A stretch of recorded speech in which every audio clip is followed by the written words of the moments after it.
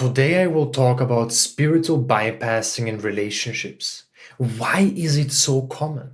And why is it so easy to actually spiritually bypass our deeper core wounds, and especially in relationships? And most importantly, I will share with you a clear framework how you can ensure that you're no longer avoiding your deeper wounds, that you're focusing fully on them in order to evolve into your highest self, in order to step into your highest power and truth.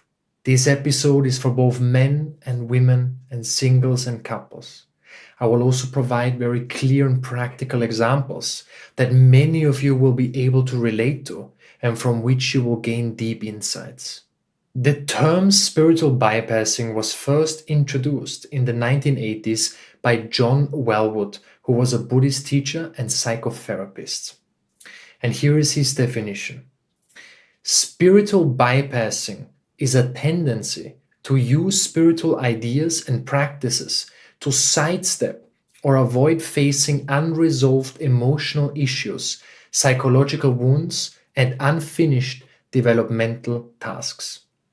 Now, it's very important here to mention that there is no shame or judgment. I have in the past spiritually bypassed my own wounds in relationships as well, and really in any area, in every area of my life. And what I've realized is the immense emptiness and pain that comes from it. Because what is happening when you spiritually bypass your deeper wounds? Well, you're not evolving, you're not growing. And we are here, just like the universe is in a constant state of evolution, we are here to continuously evolve into our higher self, into our highest power, whatever name you give that. And when we're not doing that, that feeling of stuck, that creates immense inner conflict and resistance within us. And it is also important to note that it is incredibly easy to spiritually bypass. Let me give you a very clear example. You experienced abandonment, for instance, as a child from your mother or father. Out of this, you developed the fear of commitment. Now, whenever a relationship gets deep, you pull away and find reasons that might sound like the following.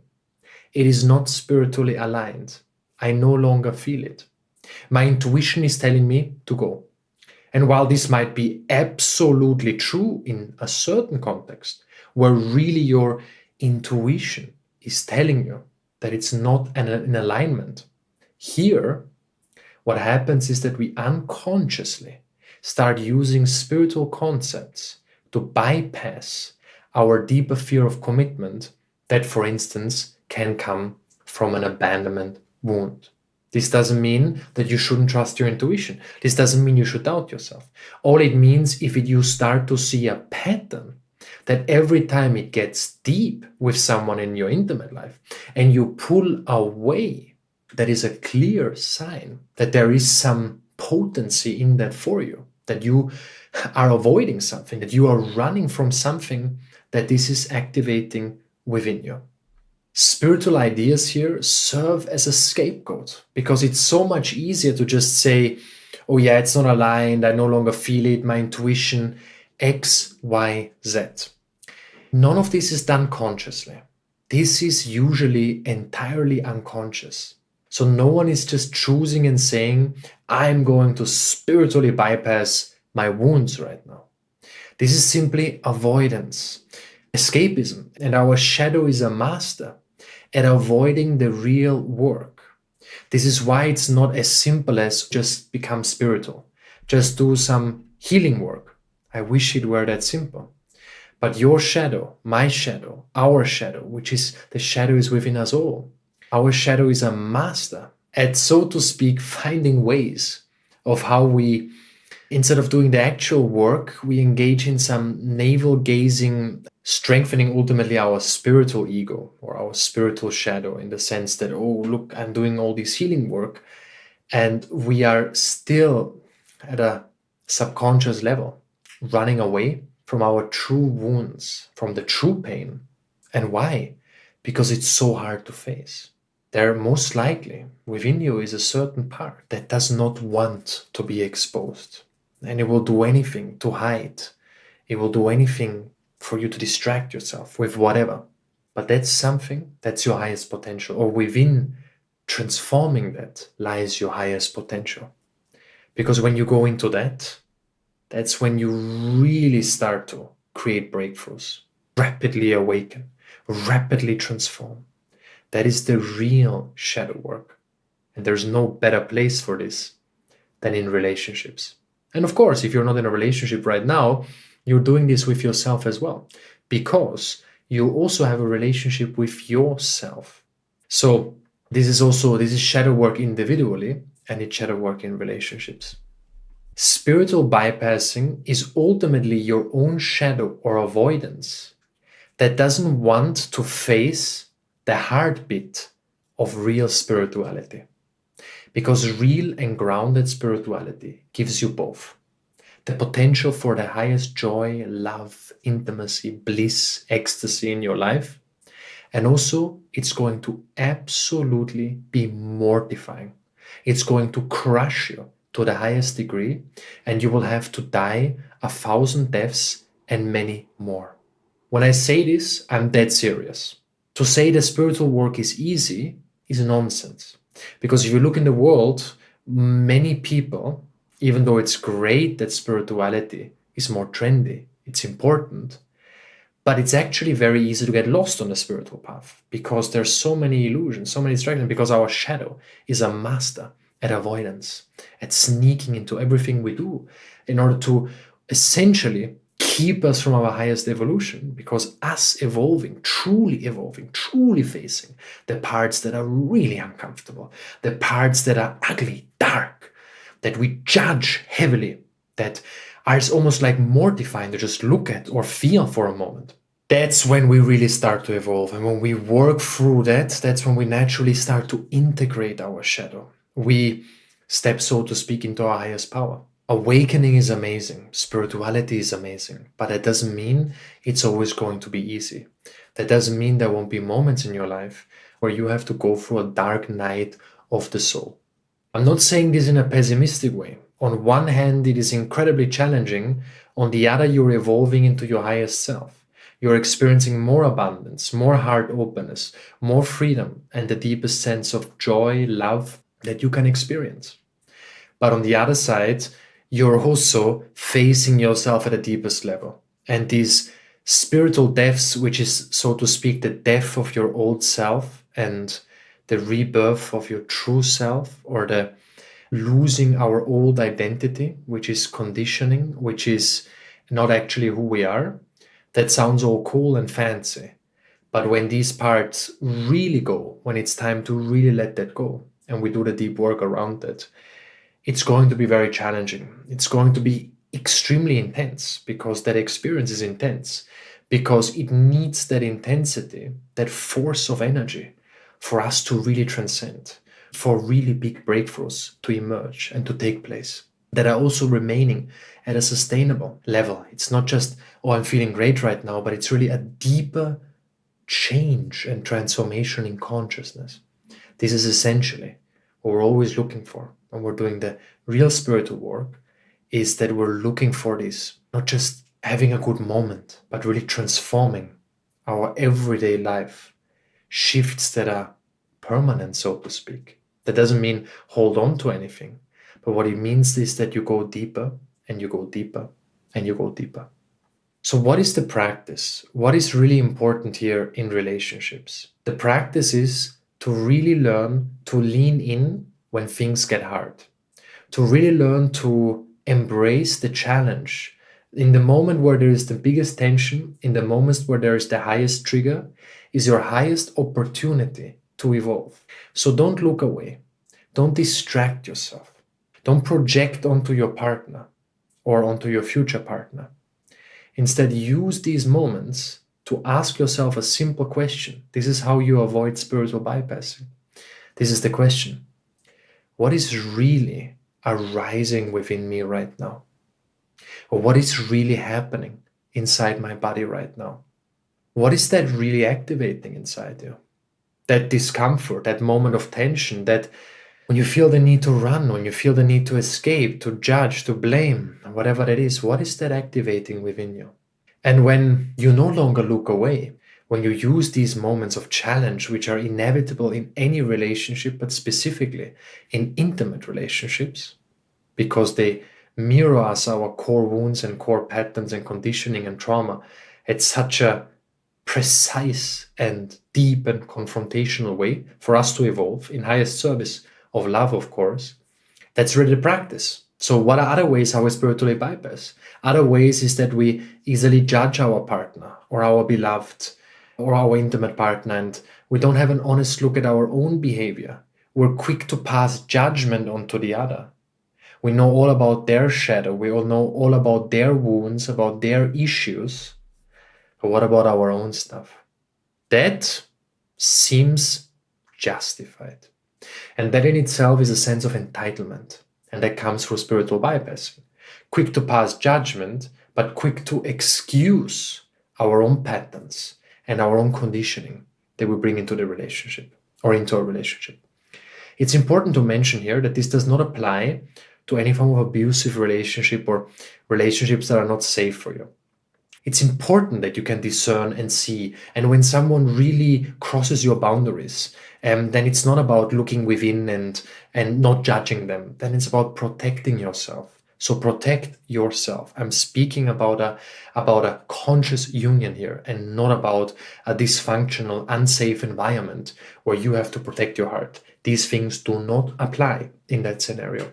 So as you can see here, when things go deep, you run, you shut down, you avoid, and then you might spiritually label it. Or in a relationship, you are very easily to judge your partner, to blame them without having an honest look at your own behavior. And again, the way to counter this is asking yourself, what is this activating within me? What is this bringing to the surface? I call this connecting with the truth of the body or our highest truth. Our body always tells the highest truth. Our body is our temple. Our body is our highest intelligence. And of course, I'm referring to not just our physical body, but our energetic body, our true home, our center. And you will notice when you ask this question, what is this really activating? What is really happening inside my body? Is you drop 10 levels deeper. Usually we're in some kind of story or whatever is going on, but we're not connected to what is really at the deepest level happening. And we connect and we like kind of let the stories fall away that so often come through spiritual bypassing. We start to connect with a deeper truth. And as you connect with the deeper truth of what's going on, boom, suddenly, whoa, I'm shutting down because of my fear of commitment. I'm overly judging them because I'm afraid to look what I am actually bringing here into the relationship. And this can express itself in so many other ways. But as you connect to the deeper truth, that is when you really start to face yourself. And specifically facing yourself in moments where they are really hard in a relationship. So the message is lean in when it gets hard. Lean in when it gets challenging, when there is tension, when there is disconnect, when you're about to project, when you're about to blame, when you're majorly triggered, when you feel confused. That is the time where you want to lean in. Because even though it is very challenging, this is where the real shadow work happens. This is where you really start to transcend and evolve. This is where you ensure you're not just doing some navel-gazing spirituality of theory and concepts, but you're actually grounding it. That's why I like the word grounded spirituality, because now you're really practicing it when it actually matters. And that's why you learn the theory, to actually embody and practice it. Otherwise, it's just mental blah blah. Great to know, important to be aware of, but it's not going to be enough to lead to true transformation. It has to be embodied. It has to be practiced. Another thing is also looking at our pleasing tendencies. For instance, when you start to notice you are sugarcoating, you are not expressing your truth in relationships. This avoidance of potential rejection can be a spiritual bypassing because, for instance, you might have been conditioned to believe that anger is not spiritual. Here it goes the other way. This is where it gets tricky, because here you might go, oh, I shouldn't judge my partner. I shouldn't have anger. I shouldn't blah, blah, blah. Now I'm sugarcoating and I'm keeping the peace. And that's the spiritual thing to do, isn't it? Well, in this context, it absolutely is not, because you're suppressing yourself. And when you suppress something, it goes into the shadow. It then comes out in an even more unconscious way. That is why people who are people pleasers, I'm going to do a separate episode about this, but people pleasers have anger issues. Why? Because they're suppressing their anger. Does it mean it's going away? No. It's going deep into the shadow. It's going deep into the darker parts, where then poof, later on explodes in a sudden moment, and all that suppression now boils and erupts like a volcano. So here you can see that the polar opposite is also spiritual bypassing. As you can see, it all depends on the context. In one way, you might be quick to pass judgment and blame your partner. In another, you might be using this as a way to bypass your fear of confronting someone out of fear of rejection, out of fear of losing connection. I believe now most of you will start to understand how easy it is to do this, because it really all depends on the context, and you can use any spiritual teacher to just kind of justify your reality. But you need to look deeper. Are you applying this in the way that leads to true evolution and transformation, or are you applying it in a way that actually leads you to suppress yourself, to feel stuck, to bypass your true challenge, your true potential for awakening? Then we need to look at our sexual shadows.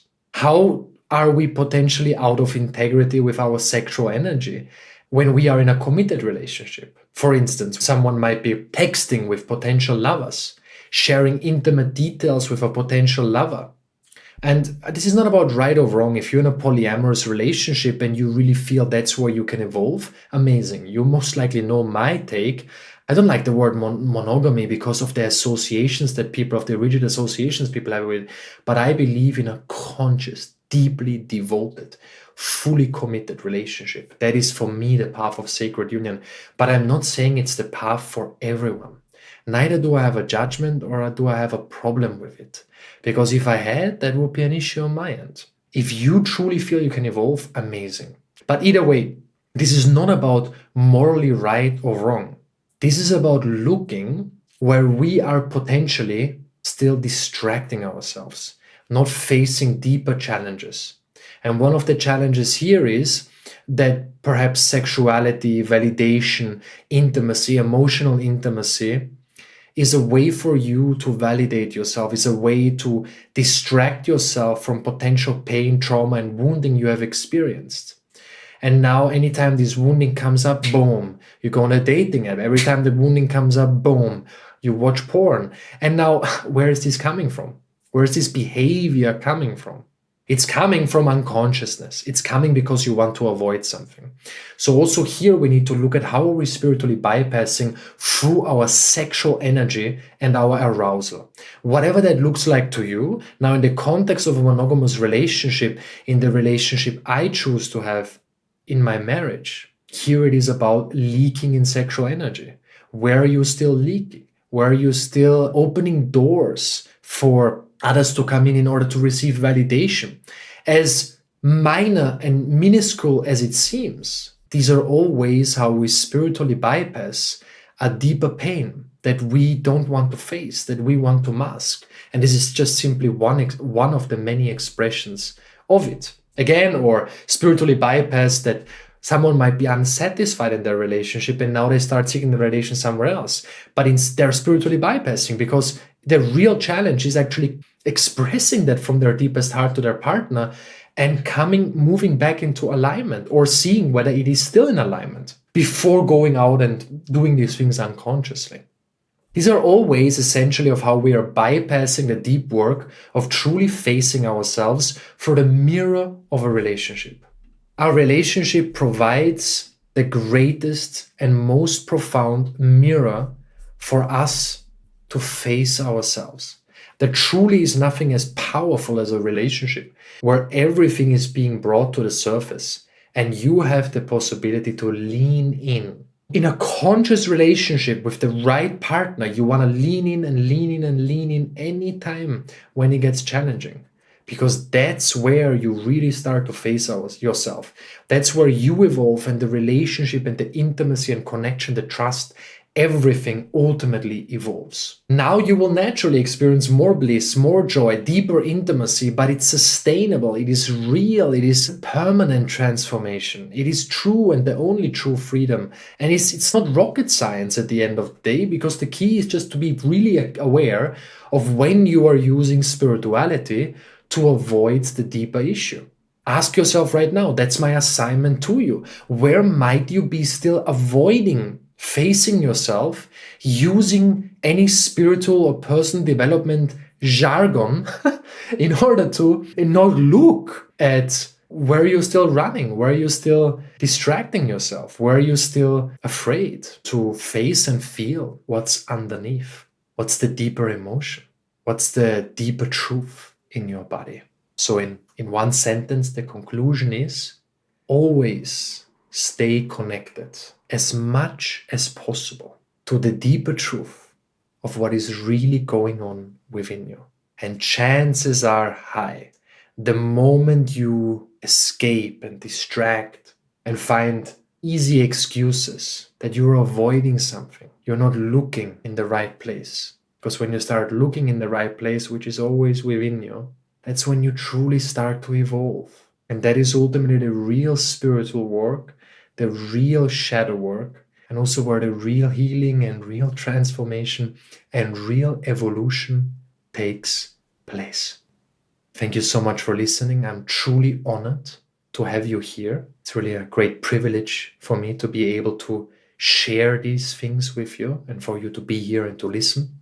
If you've enjoyed this episode, then I invite you, these are simple ways of how you can support the show that ensure we can keep providing these in-depth episodes entirely for free every 14 days. And that is through leaving the podcast a 5-star review, of course, only if that's how you feel about it.